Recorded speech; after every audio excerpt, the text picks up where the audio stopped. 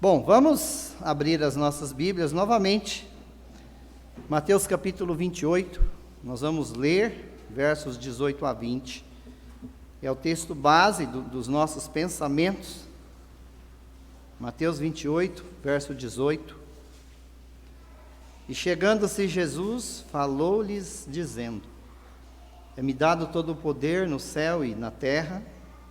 Portanto, ide, fazei discípulo de todas as nações, batizando-os em nome do Pai, do Filho e do Espírito Santo, ensinando-os a guardar todas as coisas que eu vos tenho mandado. E eis que eu estou convosco todos os dias, até a consumação dos séculos. Nós esperamos que Deus possa nos abençoar enquanto havemos de meditar na sua palavra. Nosso objetivo é falar sobre uma comissão, a nossa responsabilidade diante desta comissão. Nós temos iniciado na semana passada, temos pensado um pouquinho sobre a vida de alguns homens que receberam uma missão: Noé, Abraão, também Moisés. E no texto que nós temos visto, inicialmente, eles olharam, principalmente Moisés, olhou para a grandiosidade da missão, olhou também para a insignificância, para a pequenez do instrumento que seria usado, mas Deus fez com que ele olhasse para quem estava dando a missão, e Deus queria que Moisés soubesse que ele seria apenas instrumento nas suas mãos. E quando Moisés, então, ele se colocou nas mãos do Senhor, e ele foi um grande instrumento. Nós não podemos lembrar de um líder sem lembrar de Moisés, um homem que realmente cumpriu o propósito de Deus, cumpriu a missão que Deus tinha dado a ele.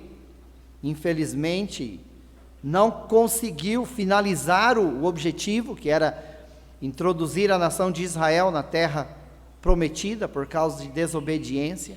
E nós vemos que a desobediência, ela tem um preço, mas Deus continua falando a respeito de Moisés, um servo fiel.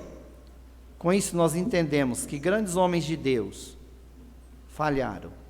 Isso não é uma desculpa para nós falharmos, mas eu creio que nós precisamos de estar atentos. Paulo disse: aquele que cuida estar em pé, olhe para que não caia. Então, vamos tomar isso como lição, como advertência para nós. No texto de Mateus capítulo 28, então, antes do Senhor Jesus comissionar os discípulos e dizer: ide, ele disse: portanto, é-me dado todo o poder no céu e na terra, portanto, ide, fazei discípulos. Então, ele se apresenta como sendo aquele que tem todo o poder no céu e na terra. E o Senhor Jesus queria mostrar aos seus discípulos: olha, a missão é grande, o trabalho é grande, vocês são apenas instrumentos, mas o poder vai vir de quem está comissionando. Agora, eu gostaria de hoje analisar mais dois servos de Deus, que também receberam a missão e tiveram a mesma visão de Moisés. Primeiro, Jeremias capítulo 1. Aqui Deus estava dando um trabalho ao profeta Jeremias. Então, Jeremias capítulo 1, nós vamos ler, inicialmente vamos começar a nossa leitura no verso 4. Jeremias 1 e 4 diz: assim veio a mim a palavra do Senhor, dizendo: antes que te formasse no ventre te conheci, e antes que saísses da madre, te santifiquei, as nações te dei por profeta.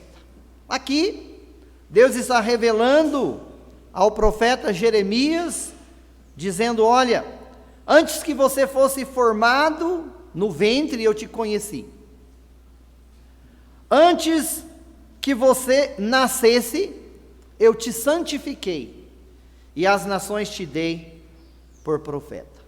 O que Deus estava revelando para Jeremias é que antes do seu nascimento, Deus já tinha uma missão, Deus já tinha uma obra, Deus já tinha um trabalho para que ele realizasse. Deus disse: antes que você fosse lançado da madre, eu te santifiquei, no aspecto de separar. Deus separou ele, e as nações te dei por profeta. Agora, nós precisamos de entender qual era o trabalho de um profeta naquele período.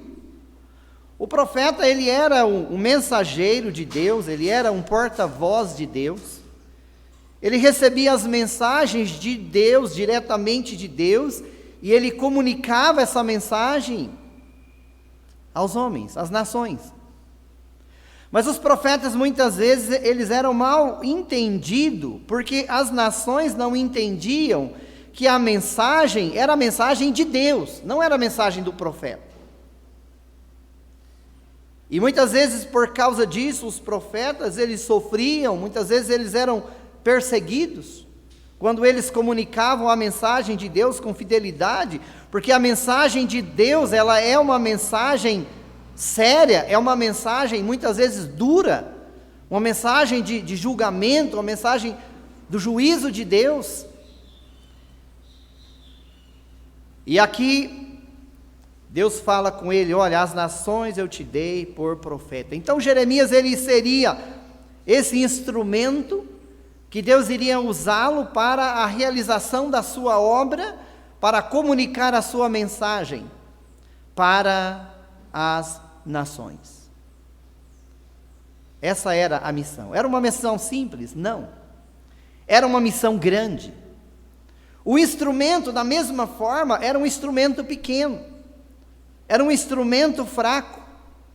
Novamente eu uso a expressão, um vaso de barro. Mas quem estava comissionando era o próprio Deus. Agora, Jeremias, ele disse no verso 6, então disse eu: Senhor Deus, eis que eu não sei falar, porque ainda sou um menino. Senhor, eu não sei falar, eu sou um menino. O profeta, ele olhou agora para a estrutura do instrumento, ele olhou para a incapacidade do instrumento, ele reconheceu a sua incapacidade de uma missão tão grande, tão gloriosa, que era comunicar a mensagem de Deus às nações, era revelar os planos e os propósitos de Deus. Agora ele diz: Senhor Deus, eis que eu não sei falar, porque ainda sou um menino.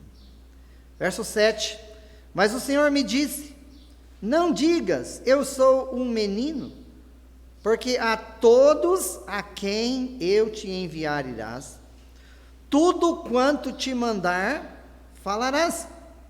Essa era a mensagem de Deus. Todo lugar que eu te enviar, você vai. E toda a mensagem que eu comunicar, você vai passar à nação. Agora, verso 8. Não temas diante deles, porque estou contigo para te livrar, diz o Senhor.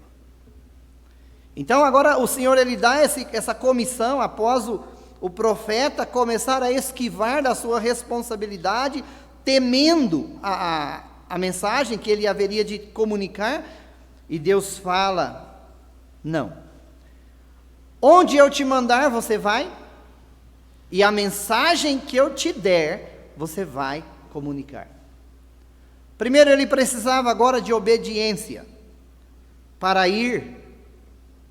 Segundo, ele precisava de fidelidade. Ele tinha que ir onde o Senhor mandasse. E ele tinha que comunicar a mensagem que o Senhor mandasse. O profeta não tinha autonomia de pregar a mensagem que ele achasse melhor. Não, ele era um porta-voz, ele era um mensageiro para comunicar a mensagem de Deus, precisava de fidelidade.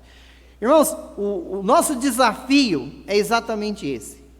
Nós somos comissionados, nós temos uma mensagem para entregar, nós precisamos, primeiro, de obediência, segundo, nós precisamos de fidelidade, para comunicar a mensagem, exatamente a mensagem que Deus nos der. Nós não temos o direito de mudar a mensagem, nós não temos o direito de adocicar um pouco a mensagem. Se a mensagem é de juízo, é a mensagem de juízo que nós temos que transmitir. Se é uma mensagem alegre ou triste, essa mensagem tem que ser comunicada. É exatamente isso que Deus estava dizendo ao profeta Jeremias: você vai onde eu te mandar e você vai comunicar a mensagem que eu te disser. Verso 17: tu, pois, cinge os teus lombos, levanta-te, dize-lhes tudo quanto eu te mandar. Novamente, dize-lhes tudo quanto eu te mandar. Não te espantes diante deles, para que eu não te envergonhe diante deles. Verso 19: pelejarão contra ti, mas não prevalecerão contra ti. Por quê? Porque eu sou contigo, diz o Senhor. Irmãos, eu creio que depois de essa conversa de Deus com Jeremias, eu creio que Jeremias agora, ele só tinha que obedecer à ordem de Deus. Ele podia descansar no Senhor. Deus estava com ele. Sempre. A mensagem ele iria transmitir, se fosse uma mensagem de juízo, uma mensagem dura. O que Deus diz aqui? Eles vão se levantar contra você, mas não prevalecerão. Por quê? Porque eu estou contigo. Eu creio que isso mais uma vez serve de motivação para nós, diante da missão que nós temos, o ID do Senhor. Vamos agora para o livro dos Juízes, capítulo 6, nós vamos começar a nossa leitura no verso 11. Agora eu quero falar de outro instrumento, que foi chamado, comissionado por Deus, para realizar uma grande obra. Agora, é bom nós entendermos o contexto que está inserido, capítulo 6 e capítulo 7 de Juízes. Quando nós olhamos para o final do livro de Josué, diz ali que Israel serviu a Deus todo o período de Josué e dos anciãos que vieram depois de Josué. Mas logo inicia o livro dos Juízes. E ali no livro dos Juízes começa um período terrível, e uma frase que descreve, que ela destaca dentro do livro dos Juízes, ela repete inúmeras vezes, é a frase o seguinte: e fez Israel o que era mal aos olhos do Senhor.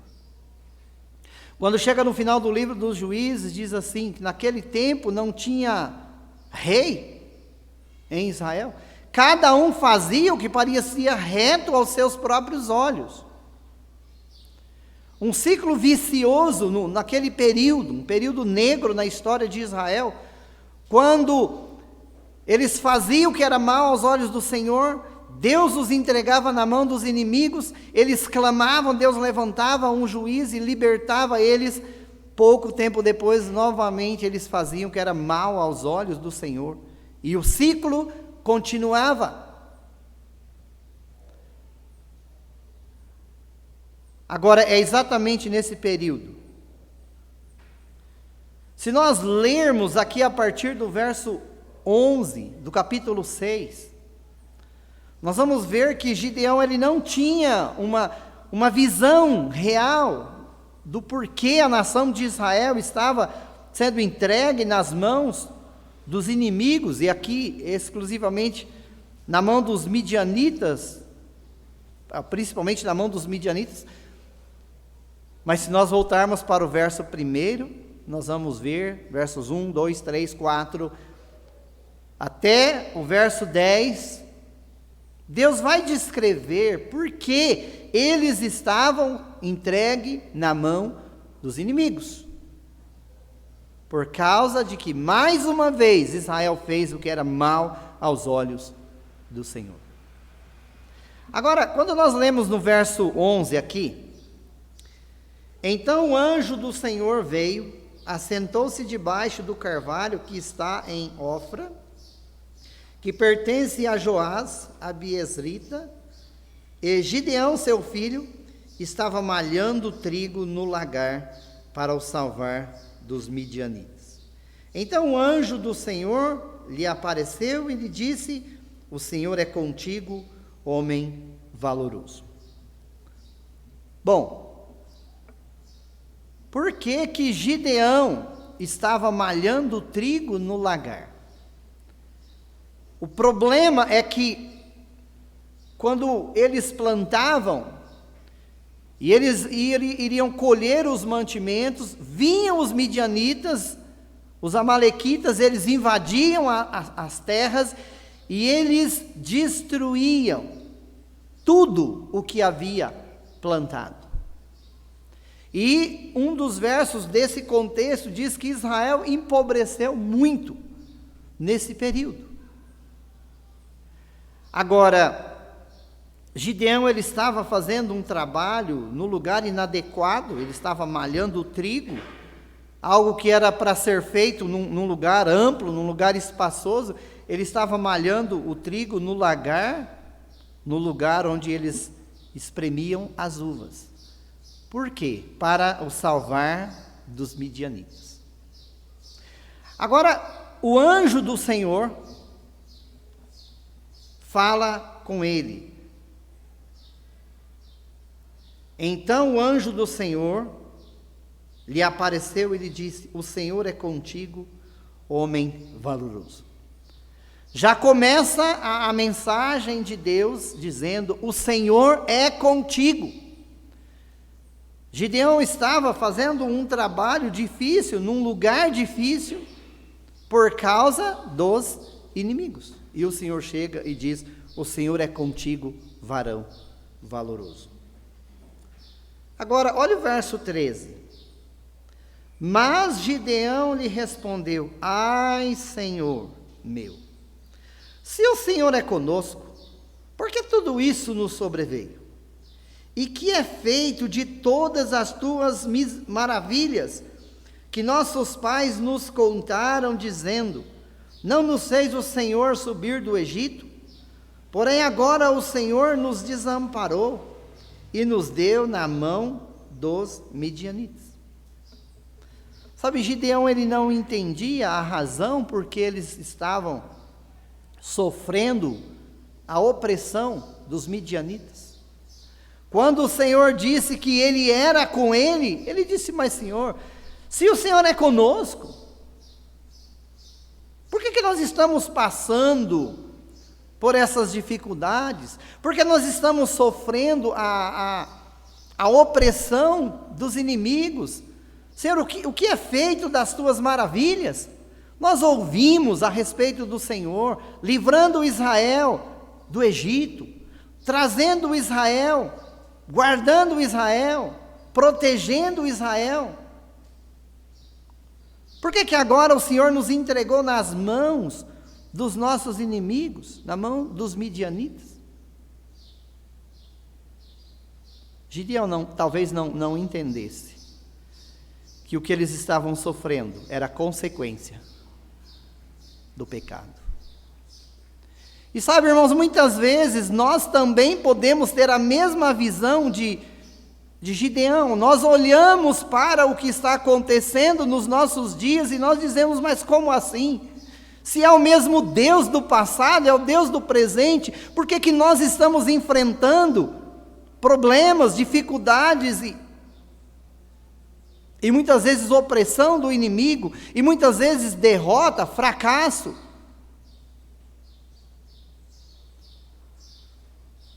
Mas Deus precisou de mostrar para Gideão por que eles estavam sofrendo. Era consequência do pecado.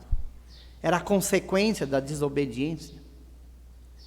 Ele diz que Deus havia os desamparado e Deus nunca desamparou a nação de Israel. O problema é que sempre que a nação de Israel virava as costas para Deus, Deus punha a sua mão em juízo sobre a nação de Israel. Deus não nos desampara nunca. Mas por outro lado, nós não podemos também esquecer, nós não podemos brincar com a santidade de Deus. Se nós andarmos na sua presença, nós vamos desfrutar das bênçãos do Senhor. Se nós virarmos as costas para o Senhor e andarmos segundo o desejo do nosso coração, nós podemos esperar a consequência, a disciplina, talvez num aspecto individual, e muitas vezes prejuízo até para a própria nação inteira, até para a própria, no contexto hoje, até para a própria igreja. Agora,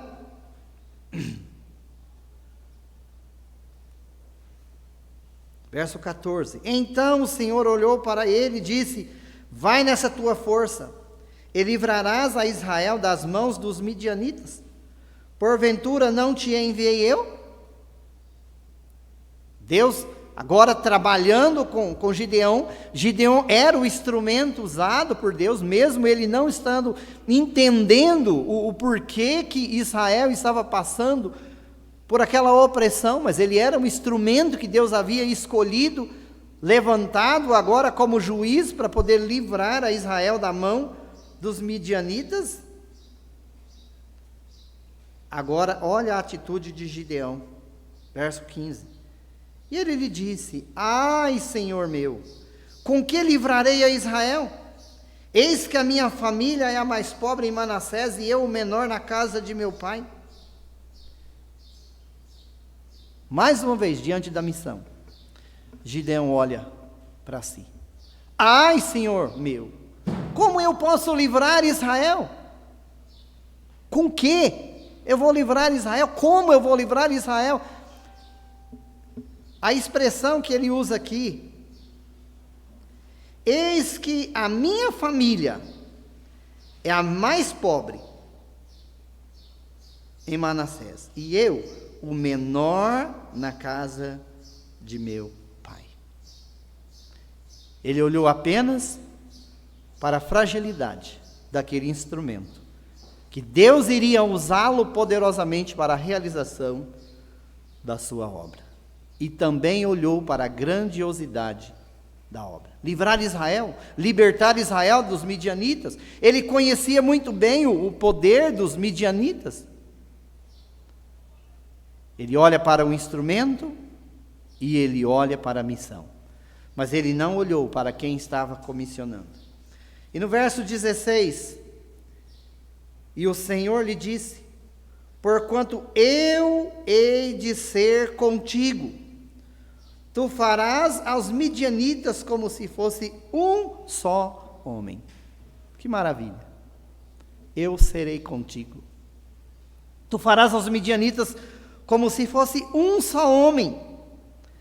Agora, eu creio que o coração de Gideão começa a ficar aliviado quando ele entende que o Senhor é que iria fazer a obra. Ele seria apenas o instrumento usado por Deus. Vamos passar para o capítulo 7. Juízes 7, verso 1.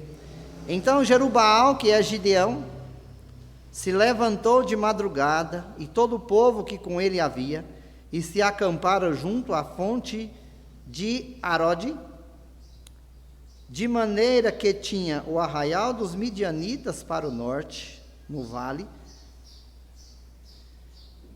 perto do outeiro de Moré.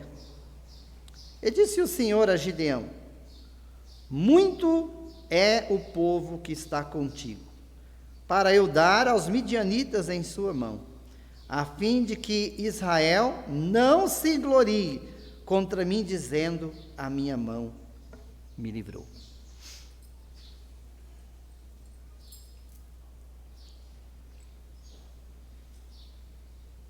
Gideão agora Ele prepara um grande exército e está disposto a realizar a obra do Senhor. Agora é interessante que a objeção do Senhor. Normalmente se avalia um exército, o poder de um exército, dependendo do número de soldados, o número de combatentes. Avalia também o poder de um exército, avaliando as munições, o armamento. São coisas que são determinantes na hora de avaliar um exército.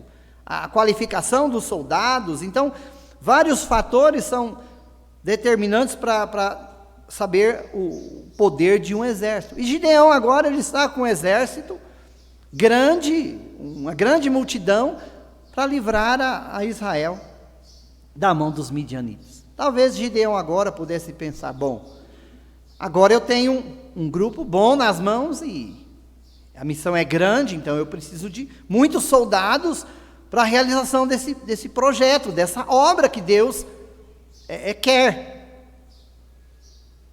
Não esquecendo que no final do capítulo 6, Gideão já tinha recebido a ordem do Senhor para realizar um trabalho dificílimo. Destruir o altar de Baal do seu próprio pai. Pegar o boi, sacrificá-lo e pegar a lenha e oferecer aquele animal em holocausto ao Senhor. Ele já tinha feito. Quando eles levantaram de madrugada, viram o altar de Baal destruído e falaram, quem foi que fez isso? Alguém disse, olha, é Gideão, filho de Joás. Então ele já tinha feito uma grande obra, um grande trabalho, porque ele tinha recebido a ordem do Senhor.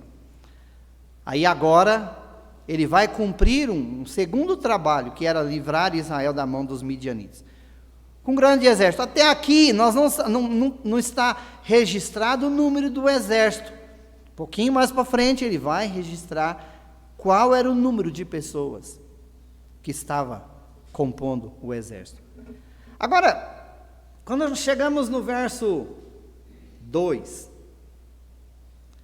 disse o Senhor a Gideão, muito é o povo que está contigo, para eu dar aos midianitas em sua mão. Mas tem exército grande demais? Deus diz, tem. É muita gente. Eu acho que Gideão estava confiando, olha, o exército é suficiente. E Deus fala, não, tem muita gente, é muito povo. Qual que era o problema aqui? Ele disse, a fim de que Israel não se glorie contra mim, dizendo, a minha mão me livrou. Se Israel, juntamente com Gideão, fosse contra os midianitas e vencesse os midianitas, eles poderiam dizer, olha, também, olha o exército que Gideão montou. Ele foi vitorioso, mas o exército estava preparado. Era soldados combatentes. E a glória, para quem iria? Para o próprio Israel. Mas Deus queria mostrar, não. A obra minha não é feita no poder humano. A obra minha não é feita na capacidade humana. A obra minha é feita no meu poder. E Deus fala, não, Gideão. É muita gente, eu não posso dar Israel nas suas mãos com esse exército. Eu acho que isso já gelou o coração de Gideão. Mas ele continua. Chega no verso 3. Agora, pois, apregou aos ouvidos do povo, dizendo, quem for medroso e tímido, volte, e retirou-se apressadamente, retire-se apressadamente das montanhas de Gileade. Então voltaram do povo 22.000 e 10.000 ficaram. Aqui nós já temos o número então. Era 32.000 homens, mas 22.000 voltaram. E agora? Ele com um exército de 32, ele já temia, mas agora ele tem só 10 mil homens nas suas mãos. Eu fico imaginando o olhar de Gideão quando esses primeiros não passam pela prova. Quem for medroso e tímido ou covarde, volta. E talvez Gideão está olhando e vai se retirando, e o grupo vai diminuindo. Mas está bom, ainda ficou 10 mil homens com Gideão. Disse o Senhor a Gideão: ainda há muito povo. E agora? Ele tinha 32, ele ficou com 10, mas Deus chega para ele e fala: não, ainda é muito. Faze-os descer às águas, e ali os provarei. E será que daquele que eu te disser, esse irá contigo, esse contigo irá. Porém, de todo aquele que eu te disser, esse não irá, esse não irá. Agora vem a segunda prova. Você vai fazê-los descer as águas. Aquele que ajoelhar para beber a água, coloca de lado. E aquele que pegar a água e levar à boca, você coloca do outro lado. E para a decepção de Gideão, de 10 mil, 9.700 chegaram diante das águas e ajoelharam e foram colocados de lado. E apenas 300 homens pegaram a água e levaram à boca. Talvez nós podemos tirar algumas lições. A obra de Deus não é para medrosos, covardes. A obra de Deus é para homens e mulheres corajosos. Não confiando na sua capacidade, mas no poder do Senhor. Homens e mulheres valentes para realizar a obra de Deus. Talvez nós podemos aprender uma segunda lição. Aqueles que ajoelharam para beber a água mostraram falta de vigilância na obra de Deus. Deus quer usar homens e mulheres vigilantes, atentos, alertos. Por quê? Nós temos inimigo. E corremos o risco de baixar os olhos e sermos atacados pelo inimigo. Eu me lembro, eu já mencionei isso em outra ocasião, de um jogo de futebol, quando um time, então, ele fez o gol e teve uma comemoração, mas eles ficaram tão eufóricos, porque tinham feito o gol, e vacilaram, e novamente a bola foi solta no meio de campo, e eles tomaram um gol ao mesmo tempo. Não foram vigilantes, não estavam atentos, estavam eufóricos comemorando uma vitória e depois o fracasso. Muitas vezes nós ganhamos uma vitória na vida cristã e nós ficamos tão empolgados com aquilo que nós temos conseguido, uma vitória sobre o inimigo, mas nós não podemos vacilar. Por quê? O inimigo está sempre pronto a nos atacar. O filme do Peregrino, 2 homens, eles vão caminhando e dizem: olha, certamente a essa altura da vida cristã nós estamos imunes aos ataques do inimigo. Que tristeza. Eles imaginavam que estavam imunes e logo após eles foram apanhados pelo inimigo. Irmão, sabe quando é que nós podemos baixar a guarda? Que nós aí não estaremos mais sujeitos aos ataques do inimigo? Só aquele dia, quando entrarmos na eternidade. Enquanto estamos aqui, vamos estar vigilantes e atentos. Agora, verso 5: e fez-os descer o povo às águas. Então o Senhor disse a Gideão: qualquer que lamber as águas com a sua língua, como se lambe o cão, esse porás à parte, como também todo aquele que se abaixar de joelhos a beber. E foi o número dos que lamberam, levando a mão à boca, 300 homens, e todo o restante do povo se abaixou de joelhos a beber as águas. Agora, olha o que diz. E disse o Senhor a Gideão: com esses 300 homens que lamberam as águas, vos livrarei e darei os midianitas nas tua mão. Portanto, todos os demais que se retirem, cada um ao seu lugar. 300 homens. Gideão talvez olha para o exército e fala: não, isso é impossível. Como eu vou vencer os midianitas com apenas 300 homens? Mas a lição que Deus queria mostrar para Gideão era o seguinte: Gideão, você é apenas o instrumento. A batalha é minha. A obra é minha. Eu quero que você coloque de maneira obediente, de maneira fiel para realizar a obra, mas quem vai fazer a obra sou eu. Gideão precisava de aprender essa lição. Para quê? Para que após eles vencerem o inimigo, eles podiam olhar para o Senhor e dizer: a vitória é do Senhor. A vitória não é nossa. Não vencemos no poder, não vencemos na capacidade humana, mas vencemos no poder e na capacidade de Deus.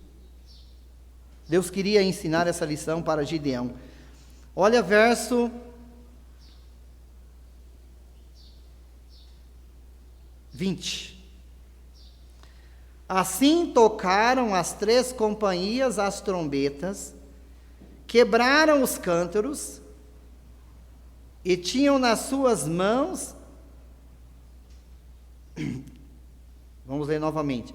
Assim tocaram as 3 companhias as trombetas, quebraram os cântaros, e tinham nas suas mãos esquerdas as tochas acesas, e nas suas mãos direitas as trombetas, para tocarem, e clamaram: espada do Senhor e de Gideão. Quais foram as armas? Um cântaro, uma trombeta e uma tocha. Que instrumento de batalha é esse? Que instrumento de guerra é esse? Mas eles não iriam batalhar. Deus queria que eles colocassem na frente de batalha, mas quem realizaria a obra era o Senhor. Talvez se fosse nos nossos dias, nós olharíamos e diríamos: mas que loucura, um exército vai combater contra outro exército, um cântaro na mão, uma tocha acesa dentro do cântaro, simplesmente uma trombeta.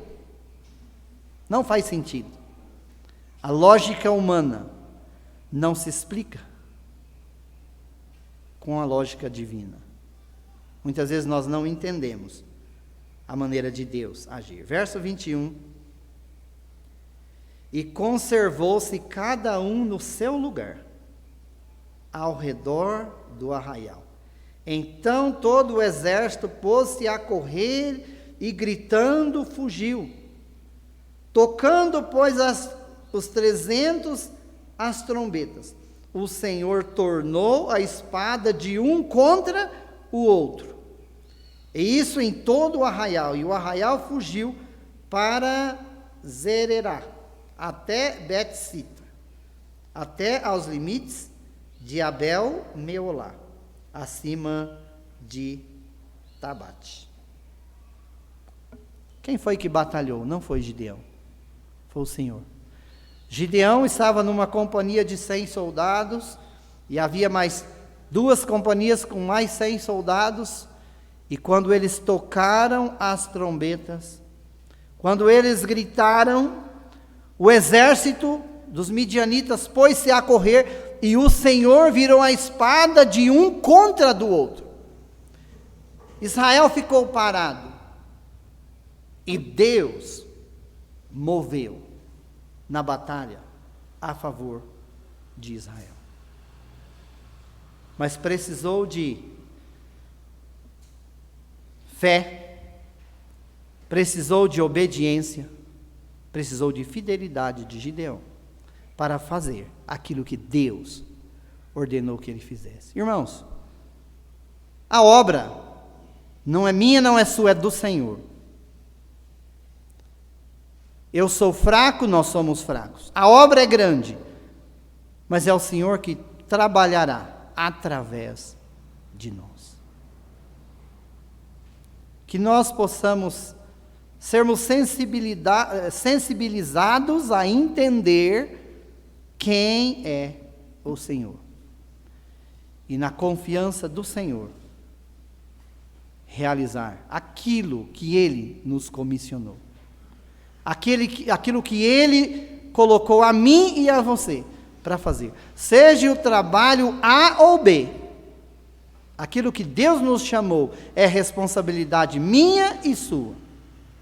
E ai de nós, se formos infiéis. Ai de nós, se formos medrosos, formos medrosos, covardes, e não formos vigilantes para a realização da obra de Deus. Irmãos, que o Espírito de Deus aplique essas verdades nos nossos corações e que sejamos desafiados a voltar para as nossas casas com uma coisa em mente. Tem uma obra a ser feita. Eu preciso me colocar nas mãos de Deus para realizar essa obra, no poder, na capacidade do Senhor. Que Deus aplique a sua palavra em nossos corações. Amém.